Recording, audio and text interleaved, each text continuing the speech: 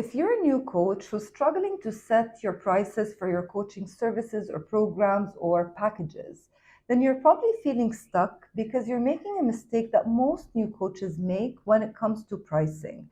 And this mistake is asking yourself the wrong questions.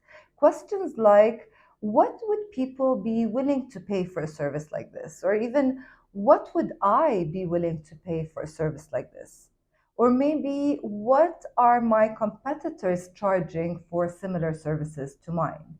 Now, if you're sitting there and thinking, well, of course I'm asking myself these questions, of course I'm checking the market to see what my competitors are charging, or of course I need to figure out what my potential clients are willing to pay for my services, then you are the exact person who's meant to be watching this video right now. Let me start out by saying that I'm not surprised that you're asking yourself these questions, not only because I made the same mistake of asking myself the same exact questions, but also because most people are asking those questions.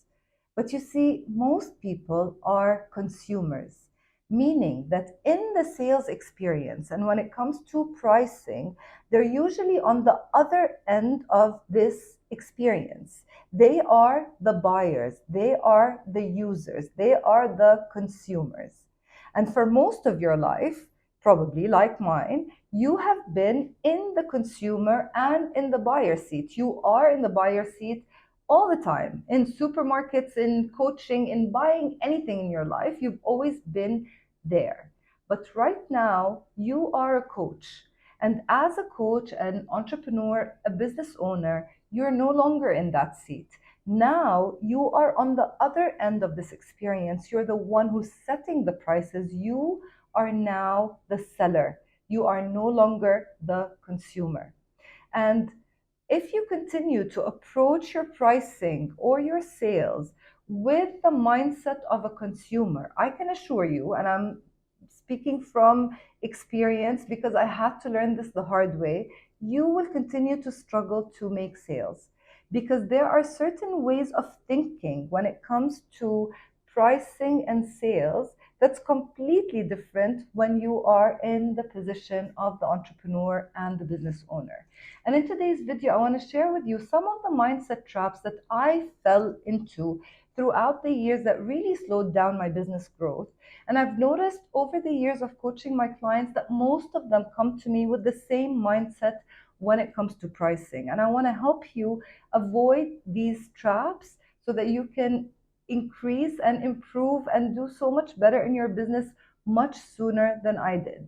So if you're interested in creating the pricing that feels so aligned with you, that you feel so confident about sharing with your clients, and if you want to create prices that also resonate with your clients, that feel right to them, then this video is for you. When I first started my business, I remember that when it came to pricing, I sat down, opened my laptop, opened this beautiful Excel sheet, created all of these columns, and I did my research. I checked out every single potential competitor for me in the region, in the world. I went to their website, found out their rates, started asking around so I can compare myself to them, thinking that what I needed to do is find the pricing and set myself somewhere in the middle. I mean, maybe it's because I come from a corporate background. Maybe you are in this background yourself or came from a background like this yourself.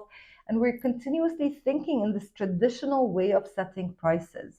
But when it comes to you selling your coaching services, there's a completely different mindset around that. One of the things that I want you to consider is that selling coaching is not as straightforward as selling a physical product. I mean, if you think about it, a physical product requires the manufacturing, the production, the shipping, all of these things that you don't need to consider when it comes to coaching. And in coaching, we're usually offering much more intangible kind of services and benefits. And that's not something that can be compared to someone else. And it's not something that you can say, well, it cost me this much to create it, so this is how much I'm going to sell it for. So if you stop thinking about your services in the same traditional way, that's when you can start seeing that the way I set my prices is based on the value that I'm going to be giving my clients. Let's look at it from a different perspective. No two coaches in the world are exactly the same, even if they received the same certifications or were mentored and coached by the same coaches and mentors. There's absolutely no way that they're offering the exact same service, because you as a coach, you are a culmination of your life experiences, what happened to you, what you learned, the circumstances you've been through, your personality, your childhood, your relationships, and all of these things make you who you are. And the certifications you got as a coach, or what you learned and the skills you gained as a coach or as a teacher, are in addition to all of those experiences. So when you're offering a service to your coaching clients, there's no way that it's exactly like anybody else's service. That's why it's completely irrelevant to check what your competitors are charging, because what they're offering is different than what you're offering. And when it comes to asking yourself the question of what are people willing to pay for this, or what am I willing to pay for this, then you're not thinking like an entrepreneur. You're not thinking like a business owner. It's almost like you're surrendering and putting your hands up and saying, I have no control over this. I have no control over what I offer people. I have no control over the prices I set, because somebody else or the world has decided what my pricing is. But you, as the entrepreneur, you have to realize you're creating something literally from scratch, something that does not exist. So if you feel that what you created is not worth a high price, don't sell this thing. Don't sell it for a low price because that's what you created. You're the one who created that. You know what you can do? You can make it even better. You can create something much more valuable. And then you can set a price that's aligned with this value that you're giving your clients. So you're not at the mercy of your products or of your offers or of your pricing. You are the one who's running this ship. You're the one who's deciding these things. So you want to sell something for $1,000, then create something that's worth so much more than $1,000. And then you can easily, confidently, and effortlessly sell this kind of product or service. I talk about pricing and I share a very cool pricing strategy in a free training that you can grab from the link underneath this video, where I share with you how you can make your first or your next $1,000 in your coaching business.